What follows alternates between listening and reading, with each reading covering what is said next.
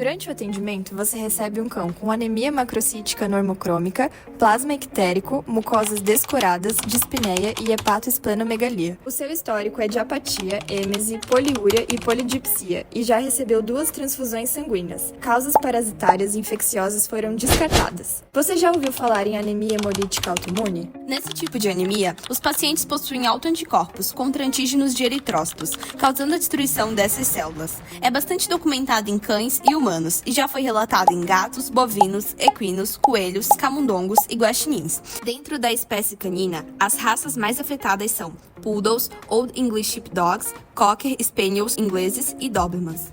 Nesse tipo de anemia, ocorre uma reação pertinente à hipersensibilidade do tipo 2, também chamada de citotóxica, que se determina pela ligação de anticorpos IgM ou IgG nos antígenos presentes nas próprias células, nesse caso nas hemácias. Essa ligação marca as células para a destruição através de 2 mecanismos principais: a ativação do sistema complemento e a opsonização para a fagocitose.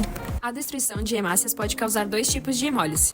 A hemólise intravascular, que é a destruição das hemácias na corrente sanguínea, mediada pelo sistema complemento, levando à liberação direta de hemoglobina nos vasos sanguíneos. 2. A hemólise extravascular, que é a destruição de hemácias nos tecidos dos órgãos. Eritrócitos recobertos por anticorpos, sendo hemolizados por macrófagos no baço e no fígado. O macrófago no baço tem receptores para a porção FC do IgG e C3. A partir disso, o indivíduo desenvolve anemia. A anemia hemolítica autoimune pode ser manifestada de forma primária ou idiopática, quando não há causa aparente e o sistema imunológico do animal destrói as hemácias sem motivo explícito, ou secundária, que é quando a anemia está associada a outras condições, como infecções, neoplasias, outras doenças autoimunes ou reações a medicamentos. As causas são, em suma, desconhecidas, porém podem ser atribuídas a alterações nos antígenos de superfície dos eritrócitos, induzidas por vírus ou drogas como sulfonamida potencializada.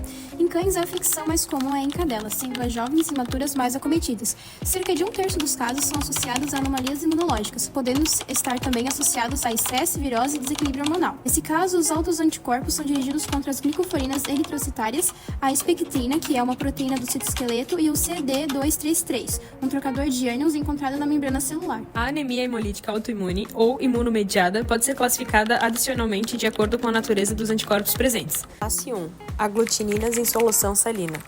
Causada por anticorpos que aglutinam os eritrócitos em temperatura corpórea, podendo ser IgM e IgG. Quando aglutinados, não ativam o sistema complemento de forma eficiente, e os eritrócitos são fagocitados no baço. Em casos graves, os neutrófilos e os monócitos também fazem fagocitose.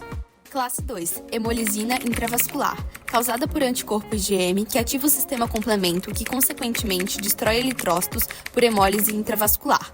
Macrófagos no fígado e células de Kupfer, que estão presentes no fígado ou linfonodo, removem eritrócitos destruídos pelo sistema complemento. Classe 3. Anticorpos incompletos. IgG1 e IgG4 formam pontes curtas entre os eritrócitos na temperatura de 37 graus, e nada é afetado de forma que sua atividade é incompleta. Enquanto isso, os anticorpos IgM formam pontes longas que podem aglutinar as hemácias, opsonizando-as, sendo removidas por macrófagos esplênicos. Isso remove as hemácias da circulação e faz hemólise extravascular. Classe 4. Hemaglutininas frias com microtrombos. Relacionada aos anticorpos IgM, é uma forma de anemia relacionada à temperatura, sendo extremamente grave no inverno. Os locais que perdem calor, como a ponta dos dedos, cauda e pavilhões auriculares, se atingirem temperaturas entre 10 e 4 graus Celsius, poderão apresentar aglutinações no sangue, sendo reversíveis caso o corpo seja aquecido. Classe 5. Hemaglutininas frias com hemólise intravascular, relacionada com anticorpos IgM não aglutinantes, que ligam seus eritrócitos quando se encontram em 4 graus Celsius. Isso pode ativar o sistema complemento, causando hemólise intravascular no fígado. Os animais que apresentam essa condição, por conta da redução na quantidade de glóbulos vermelhos, apresentam fraqueza, letargia e palidez de mucosas. Ao mesmo tempo, a destruição dos eritrócitos disponibiliza grande quantidade de hemoglobina, que é posteriormente convertida em bilirrubina, de forma que os animais podem manifestar icterícia e urina escura, por hemoglobinúria ou bilirrubinúria, associados a danos hipóxicos, no fígado e túbulos renais. Além disso, observa-se baixa oferta de oxigênio, que provoca aumento da frequência respiratória e cardíaca, embolia pulmonar e coagulação intravascular disseminada. Outro sinal clínico comumente observado é a esplenomegalia, que ocorre por conta da grande atividade de hemólise no baço. Esses indivíduos também podem demonstrar febre e perda de apetite. O exame hematológico de animais com anemia hemolítica autoimune geralmente revela anemia regenerativa, sendo que índices de produção reticulocitária maior que 3 sugerem um diagnóstico para esta patologia.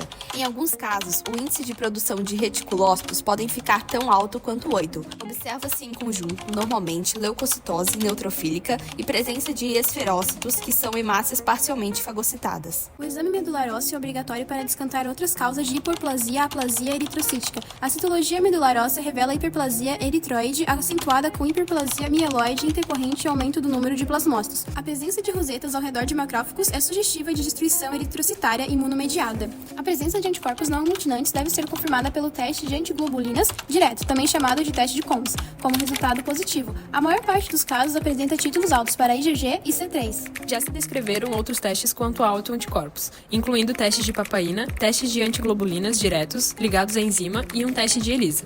Outro teste útil e que não requer uso de reagentes sofisticados é a avaliação de fragilidade osmótica, eritrocitária, onde o sangue do paciente é misturado com solução salina de 0,54%, em mesmo volume, para avaliar se há hemólise. Quando positivo, indica o aumento da fragilidade eritrocitária, característica indicada em 85% dos cães com essa condição. O tratamento pode ser feito com doses imunossupressoras de corticosteroides. Indica-se o uso inicial de prednisolona em doses de 2 a 4 mg por quilo, dividido em 2 doses diárias.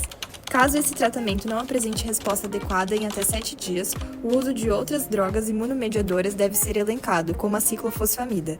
A concentração de hemoglobina e hematócrito devem ser monitorados constantemente, e a suspensão da medicação deve ocorrer de forma gradual em 3 meses.